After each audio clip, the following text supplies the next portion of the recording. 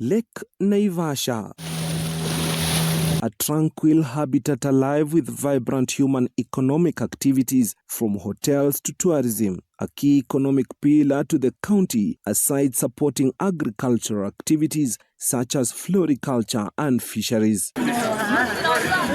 On the flip side, the lake is under siege. I could agree with you to some extent. Lake Naivasha is under siege.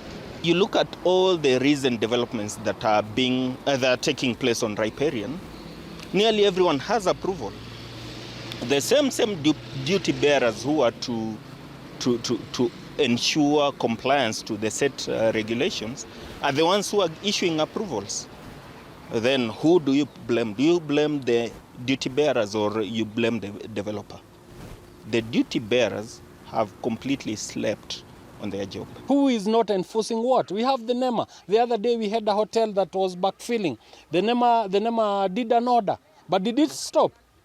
When will we as a country stop this thing of najuana na fulani? Infiltration of the riparian land and construction of hotels in the water contravenes the catchment order of 2012 that defined boundaries established in 1906 in favor of the lake's 6,210 feet contour of riparian buffer to contain such pressures. A hotel that is constructed right in the lake, but surprisingly, you find that they have connected their waste pipes into the lake. So that simply means they are flushing their human waste directly into the lake. And it is something that is visible. We have the NEMA, we have the WRA, we also have the county government of Nakuru. Basically, the treatment plant, I can say it's slowly becoming a conveyor belt that is just passing partially treated sewage into our lake. What will become of the quality of our lake in terms of water quality if we still just close our eyes and assume our waste treatment system is working well? We are releasing a lot of E. coli and all other waste into our lake. The Lake Naivasha Riparian Survey report of 2022, carried out by a team of surveyors from the Ministry of Lands and Physical Planning by cadastral maps, established a century-old topography that indicated GOtv Estate was all riparian and agricultural land. The lake is now recovering its space, and you had a title which you went and secured through dubious means from the lake. That's not a title deed that is supposed to exist in our books. There could be a few areas where it's a natural maybe consequence. But there are also those who have claimed land, have given themselves or have tried to get land from the lake. Sasa lake ikikuja ichukue shamba yake ama ardhi yake, sasa utauliza DCC akufanyie nini? Ama waziri wa ardhi. GOtv is a mess that was created by the government of Kenya, and we need not to blame the community that is residing in GOtv. The residents of GOtv are completely innocent on this matter, because the government of Kenya is the one that first surveyed GOtv, allocated it as land for agricultural use.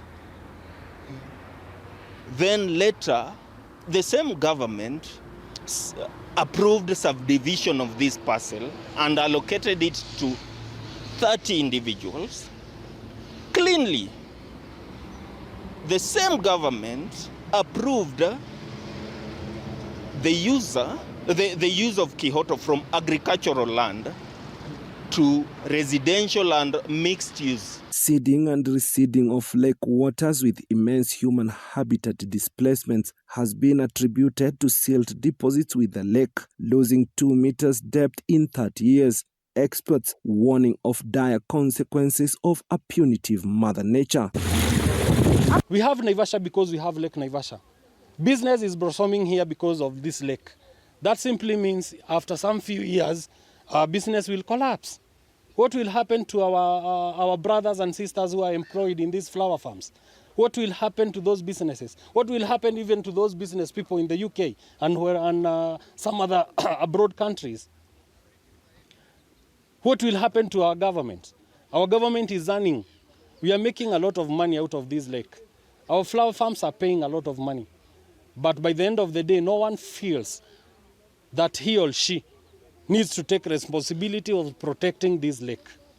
So by the end of the day, by the end of the maybe several years to come, we will not have Lake Naivasha. The team attributed these variations to change in lake surface level and waste pollution due to silt deposits and surface water spilling estate waste into the lake. These communities using agrochemicals.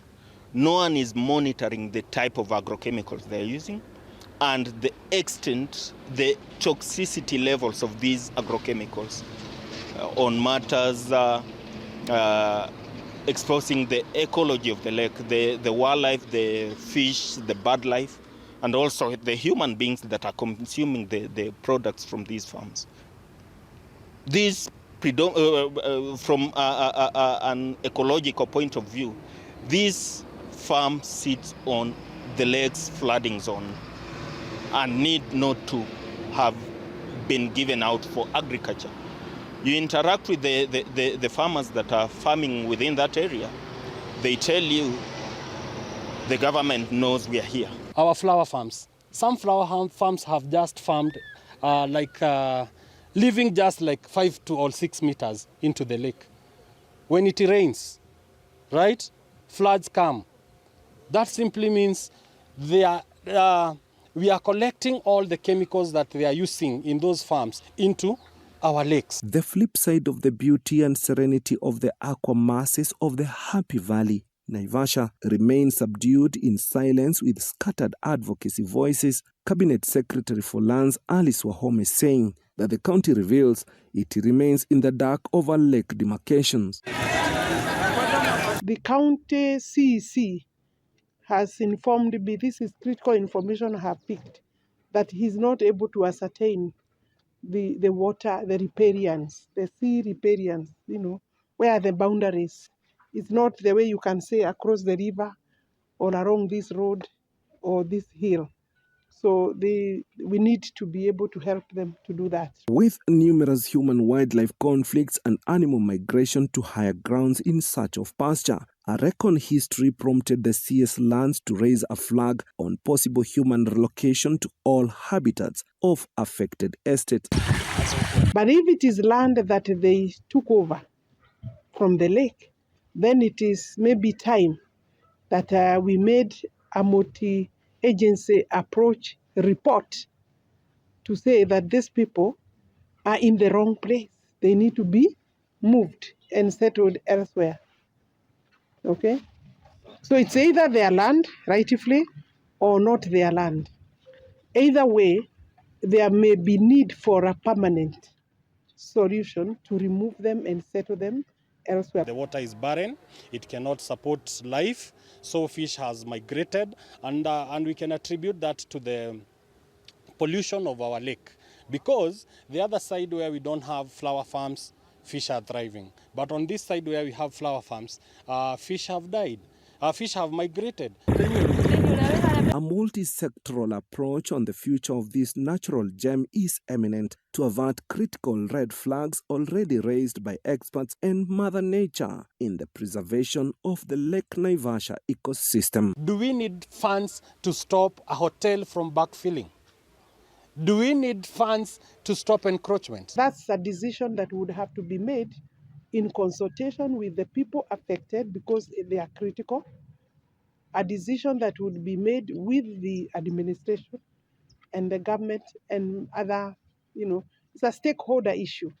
My ministry being a key stakeholder because of titling, because of identifying maybe another land.